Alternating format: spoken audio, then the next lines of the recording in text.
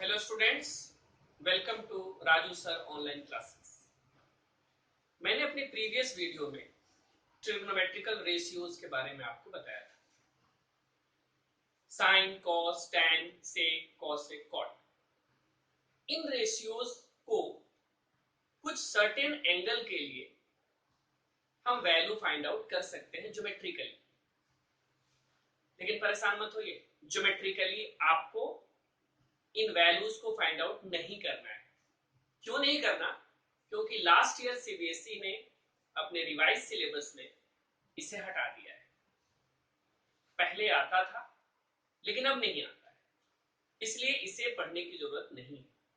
फिर भी जो बच्चे इसे करना चाहते हो वो पेज नंबर 182, 183, 184 में ज्योमेट्रिकली कुछ एंगल्स के लिए ट्रिगोनोमेट्रिकल रेशियोज कैसे फाइंड आउट किया जाता है वो दिया गया है। बहुत इजी है, समझ सकते हैं। लेकिन 8.2 जो एक्सरसाइज है वो इन्हीं वैल्यूज पर बेस्ड है। तो अब हमें इन्हें वैल्यूज को लर्न करना पड़ेगा या कोई तरीका सीखना पड़ेगा कि हम इन सारे एंगल्स की वैल्यू समझ सकें कि क्या होता है। तो मैं आज एक ट्रिक बताने वाला हूं जिससे ये टेबल कंप्लीट हो सकता है। और एक बार जब हम टेबल कंप्लीट कर लेंगे तो उसको अप्लाई करके हम एक्सरसाइज 8.2 कंप्लीट कर सकते हैं। हालांकि जब आप प्रैक्टिस करेंगे तो ये सारी वैल्यूज आपको याद हो जाएंगी और उस टाइम आपको ट्रिक की जरूरत नहीं पड़ेगी। लेकिन स्टार्टिंग में हमें लगता है कि ये ट्रिक आपको हेल्प करेगी। तो हमें कौन कौन से वैल्यूज फाइंड आउट करने हैं ज्योमेट्रिकली या जिसका यूज करना है, वो एक सर्टेन है, लिमिट है। वो कौन कौन सी वैल्यूज हैं? तो वो वैल्यूज हैं 0 degree, 30 degree, 45 degree, 60 degree and 90 degree. यानी आपको सिर्फ ये 5 एंगल्स के लिए ही वैल्यू फाइंड आउट करना है। 0, 30, 45, 60 एंड 90। सबसे पहले मैं साइन के लिए, मान लीजिए साइन ए के लिए। अब साइन के लिए हम कैसे निकालेंगे, ध्यान से देखिएगा हर स्टेप को। 0 से काउंटिंग स्टार्ट कर दीजिए। 0, 1, 2, 3, 4। पहला स्टेप ये हो गया कि 0 से काउंटिंग नंबर स्टार्ट करके 0, 1, 2, 3, 4 लिख देना है। उसके बाद सब में 4 से डिवाइड करना है। यानी जिस डिजिट पे हमने अपना खत्म किया है उसी डिजिट से सब में क्या करना है, डिवाइड करना है। तो ये हो गया स्टेप नंबर 2। और थर्ड स्टेप हो गया square root, taking a square root, यानी सबका स्क्वायर रूट लेना। अब इसे सॉल्व कर दीजिए, आपका वैल्यू रेडी। जैसे 0/4, 0 में किसी भी नंबर से डिवाइड करेंगे 0 होगा और 0 का स्क्वायर रूट भी 0। 1/4, 1 का स्क्वायर रूट 1 होता है और 4 का स्क्वायर रूट 2 होता है, तो 1/2। ये 2 और 4 कैंसिल हो रहा है तो हम कैंसिल करते पहले। और अब स्क्वायर रूट निकालें तो 1 का स्क्वायर रूट 1 होता है और 2 का स्क्वायर रूट निकलेगा नहीं तो आप √2 लिख दीजिए। 3 का स्क्वायर रूट √3 होगा क्योंकि फाइंड आउट नहीं कर सकते, और 4 का स्क्वायर रूट 2 होता है। और 4 का वैल्यू ये पहले कैंसिल कर दीजिए तो 1 आया और 1 का स्क्वायर रूट 1 आया। इस तरह से आपका वैल्यू रेडी हो गया। यानी साइन 0 डिग्री का वैल्यू 0 होता है, साइन 30 डिग्री का वैल्यू 1/2 होता है, साइन 45 का वैल्यू 1/√2 होता है, साइन 60 का वैल्यू √3/2 होता है और साइन 90 का वैल्यू 1 होता है। ये हो गया साइन। अब आपको निकालना है फॉर कॉस। कॉस के लिए क्या करना है, इस पूरे को रिवर्सिंग ऑर्डर में लिख देना है। यानी रिवर्सिंग ऑर्डर मतलब ये चीज यहां आ जाएगी, ये यहां आ जाएगी, ये यहीं रहेगा, ये यहां चला जाएगा और ये यहां चला जाएगा। यानी रिवर्स ऑर्डर में आप लिख दीजिए। तो ये हो गया 1, ये हो गया √3/2, यहां हो गया 1/√2 और ये हो गया 1/2 एंड लास्ट वैल्यू इज 0। तो ये cos का वैल्यू हो गया, यानी cos 0 की वैल्यू 1, cos 30 का वैल्यू √3/2, cos 45 का वैल्यू 1/√2, cos 60 का वैल्यू 1/2 एंड cos 90 का वैल्यू 0। अब आता है tan।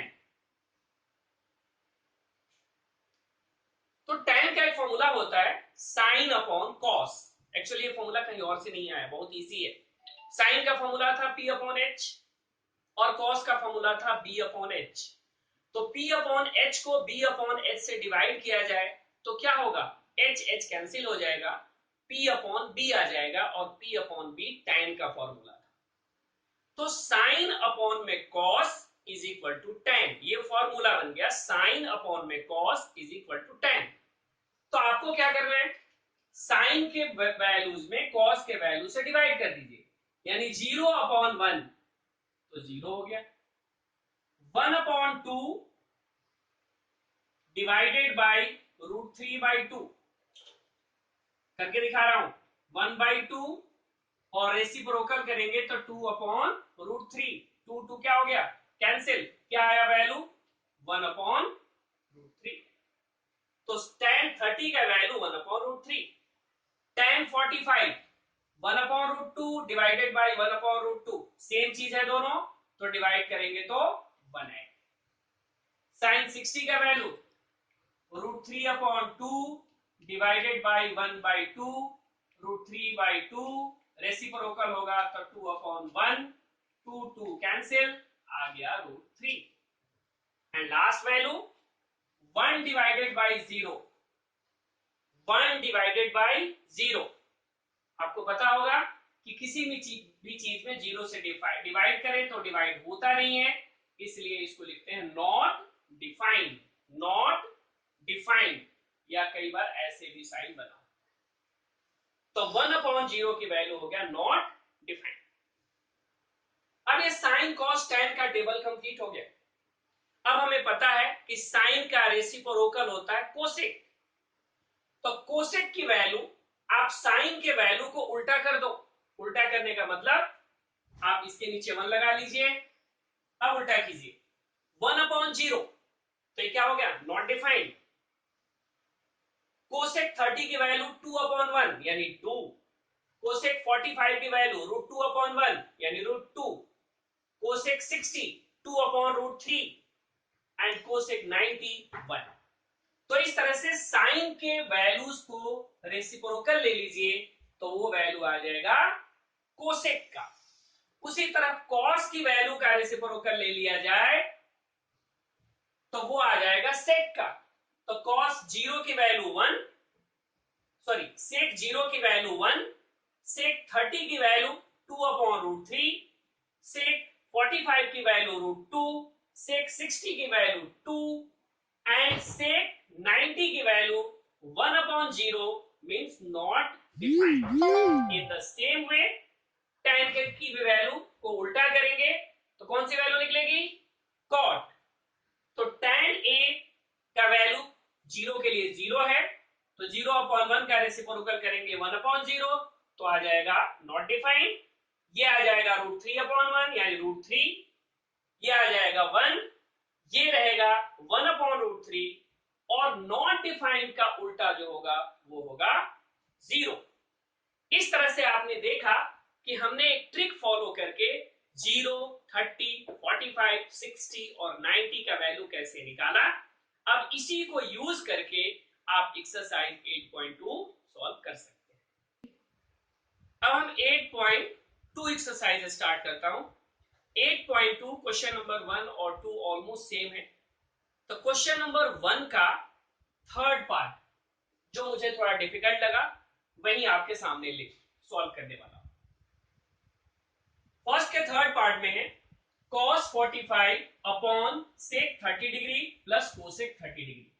ये सारे वैल्यूज जो अभी हमने टेबल फाइंड आउट किया था उसी टेबल से आपको देख के करना है। शुरू में आप देख करके कीजिए, बाद में धीरे धीरे याद हो जाएगा, या हमने जो तरीका बताया लिखने का उसकी प्रैक्टिस कीजिए ताकि जितना फास्ट हो सके आप टेबल बनाना सीख जाइए। यदि आप 1 मिनट 1.5 मिनट में टेबल बना लेते हैं तो एग्जाम के टाइम में भी जब कभी एग्जाम में इस तरह के क्वेश्चन पूछे तो पहले आप टेबल बना लीजिए रफ में, और उसके बाद वहां से वैल्यू देख करके कॉपी करिए। cos 45 की वैल्यू 1/√2 होती है, मुझे याद है इसलिए मैंने लिख दिया। sec 30 का वैल्यू 2/√3 होता है, और कोसेक 30 का वैल्यू 2/1 होता है।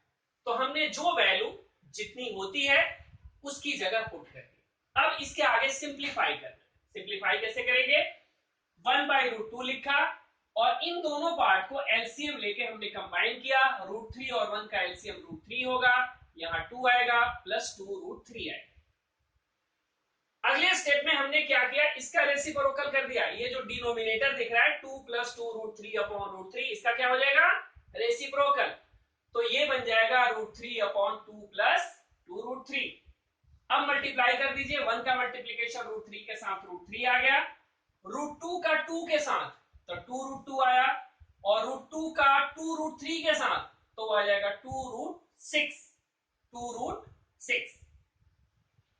अगले स्टेप में हमने क्या किया है कि रेशनलाइज द डिनोमिनेटर किया है। ऐसा हर बार करना पड़ेगा, जब भी आपका डिनोमिनेटर इरेशनल नंबर हो तो आपको रेशनलाइज द डिनोमिनेटर करना ही पड़ेगा। तो आपको याद होगा कि यदि a + b के फॉर्म में हो तो a - b से मल्टीप्लाई करना पड़ता है। तो हमने यहाँ 2√2 - 2√6, 2√2 - 2√6 से न्यूमरेटर और डिनोमिनेटर दोनों में मल्टीप्लाई कर दिया। अब इसे मल्टीप्लाई करके लिख दिया 2√6, और इसको इसके साथ मल्टीप्लाई किया तो 2√18 आ गया, और नीचे a का स्क्वायर b का स्क्वायर तो 2√2 का स्क्वायर और 2√6 का स्क्वायर। बीच में साइन रहेगा माइनस का, क्योंकि a + b × a - b होता है a² - b²। अगले स्टेप में हमने लिखा 2√6 माइनस, अब यहां पे ध्यान दीजिएगा कि ये 2 है, मैंने 6 कैसे लिख दिया?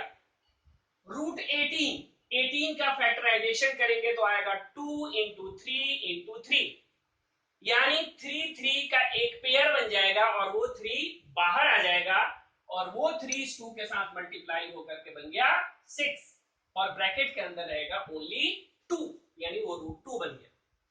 तो 2√6 - 6√2 अपॉन 2√2 का स्क्वायर करेंगे तो 8 आएगा, क्योंकि 2 का स्क्वायर 4, √2 का स्क्वायर 2, तो 8 आ गया, और 2√6 का स्क्वायर उसी तरह से 24 है, वो हमने लिख दिया। अगले स्टेप में 2 कॉमन लिया मैंने, तो 2 कॉमन ले लिया, तो यहाँ आया √6 - 3√2 अपॉन -16। 2 से 16 को मैंने कैंसिल कर दिया, तो वो आ गया 8। अब ये जो माइनस साइन डिनोमिनेटर में दिख रहा है, इसको मैंने कहां लिख दिया? न्यूमरेटर के साथ, तो माइनस, और ब्रैकेट में √6 - 3√2 अपॉन 8। अब ब्रैकेट ओपन कर दीजिए, तो -√6 और माइनस माइनस प्लस 3√2 अपॉन 8। अब इसे अरेंज करके लिखिए, प्लस वाला पहले माइनस वाला बाद में, तो 3√2 - √6 upon 8, that will be your final answer, right. तो ये मुझे लगा कि थोड़ा सा मुश्किल क्वेश्चन है, इसलिए मैंने आपको करके दिखाया। परेशान होने की जरूरत नहीं है, आपके कुछ भी स्टेप सही होते हैं तो उसके मार्क्स मिलते हैं मैथ्स में भी। तो यदि आपने वैल्यू सही डाला तो 1 नंबर तो वही मिल सकता है, और फिर आप एक्सप्लेनेशन यदि कुछ स्टेप तक सही किए हैं तो कुछ मार्क्स और आपको गेन हो जाएगा। तो परेशान मत होइए, लेकिन वैल्यूज सही सही डालना पहले स्टेप में जरूर डालोगे, और क्रॉस चेक भी करोगे। अब क्वेश्चन नंबर 3 पे चलते हैं। क्वेश्चन नंबर 3 में tan a + b की वैल्यू √3 गिवन है। tan a + b की वैल्यू √3 गिवन है। करना क्या है, tan a + b सेम हमने लिखा, और देखेंगे कि √3 का वैल्यू tan के टेबल में किसके लिए है। तो हमने जब देखा तो ऐसा पाया कि tan 60 डिग्री का वैल्यू √3 होता है, तो हमने √3 को रिप्लेस कर दिया किससे? tan 60 से। अगले स्टेप में ये tan tan दोनों तरफ से एलिमिनेट हो गया, और आ गया a + b = 60 डिग्री। तो हमारा a + b 60 डिग्री आ गया, ये इक्वेशन नंबर 1 बन गया। इसी तरह सेम पैटर्न फॉलो कीजिए सेकंड स्टेटमेंट के लिए। वहां tan a - b का वैल्यू 1/√3 गिवन है, तो हमने tan a - b लिखा, 1/√3 के जगह tan 30 डिग्री लिख दिया। tan tan इलिमिनेट हो गया, लेकिन आप क्रॉस मत कीजिएगा, tan tan इलिमिनेट हम कह रहे हैं करने के लिए, लेकिन आप एक्चुअली इक्वेटिंग किया जा रहा है, कि दोनों साइड को इक्वेट करेंगे तो a प्लस बी की वैल्यू 60 मिलेगा, लेकिन आप क्रॉस करके दिखाएंगे नहीं। तो दोनों साइड को यदि हम कंपेयर करें तो you can get a minus b is equal to 30 degree. ये हमारा इक्वेशन 2 हो गया। और अब इन दोनों इक्वेशन को हम सॉल्व करें इलिमिनेशन मेथड से तो हम a और b की वैल्यू सेपरेटली फाइंड आउट कर सकते हैं।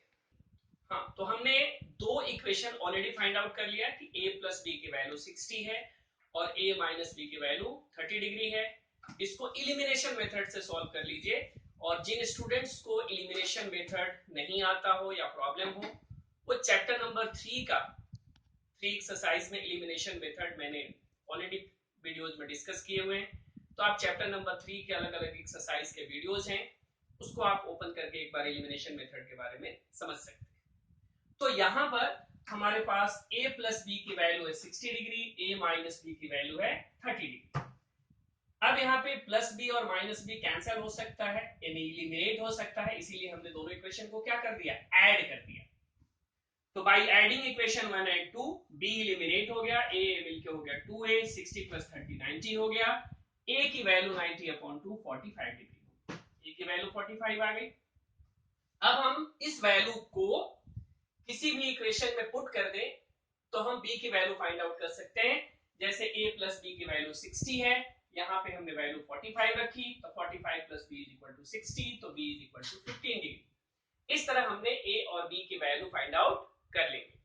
अब लास्ट पार्ट जो है, क्वेश्चन नंबर 4 जो है, वो एक ट्रू फॉल्स स्टेटमेंट है, उसे भी समझने की जरूरत है। फर्स्ट है कि sine a plus b is equal to sine a plus sine b. क्या ये ट्रू है? Sine a plus b is equal to sine a plus sine b absolutely false है, ट्रू नहीं है। क्यों नहीं है? क्योंकि यदि a और b की वैल्यू आप कोई भी पुट करके देखेंगे, जैसे साइन 90 हो, हमने a की वैल्यू 60 रखी, b की वैल्यू 30 रखी, तो साइन 90 की वैल्यू तो 1 होता है। लेकिन वही साइन 60 का वैल्यू और साइन 30 का वैल्यू जो ऐड करके देखें, साइन 60 का वैल्यू √3/2 होता है और साइन 30 का वैल्यू 1/2 होता है, उसको ऐड करके देखें तो एग्जैक्टली 1 नहीं आएगा, इसलिए ये स्टेटमेंट ट्रू नहीं है। सेकंड में है कि the value of sine theta increases as theta increases, यानी साइन थीटा की वैल्यू जैसे जैसे थीटा इंक्रीज होता है, एंगल इंक्रीज होता है, वैसे वैसे वैल्यू भी इंक्रीज होता है। आपको जब मैं टेबल बनाने का ट्रिक सिखा रहा था तो उसमें अब मैं जो लिख रहा था नेचुरल नंबर होल नंबर 0 1 2 3 4 और फिर अपॉन में 4 लिखा था। तो 0 1 2 3 4 अपॉन में 4, डिनोमिनेटर तो सबका सेम है। आप न्यूमरेटर पे ध्यान दीजिए, 0 1 2 3 4। तो जैसे जैसे हमारा एंगल इंक्रीज हो रहा है, हमारा वैल्यू भी इंक्रीज हो रहा है। यानी साइन के लिए बिल्कुल ट्रू है कि जैसे जैसे थीटा इंक्रीज होगा, हमारी वैल्यू भी इंक्रीज होगी। तो sine theta increases as theta increases, true है। तो सेकेंड स्टेटमेंट आपका ट्रू है।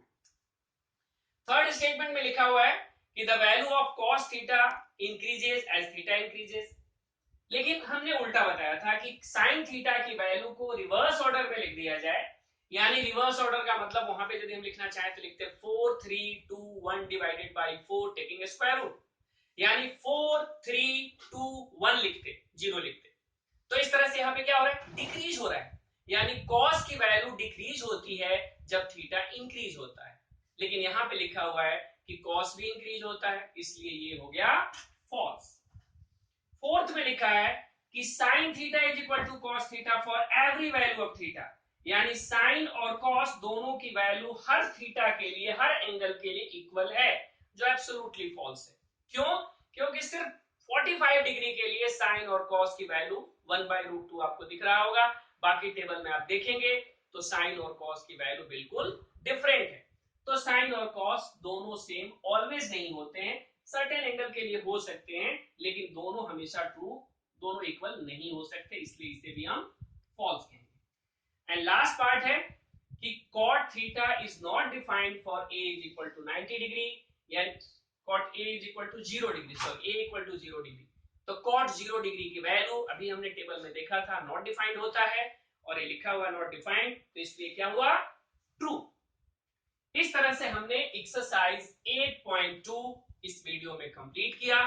उम्मीद करता हूं कि मेरी वीडियो आपको अच्छी लगी होगी।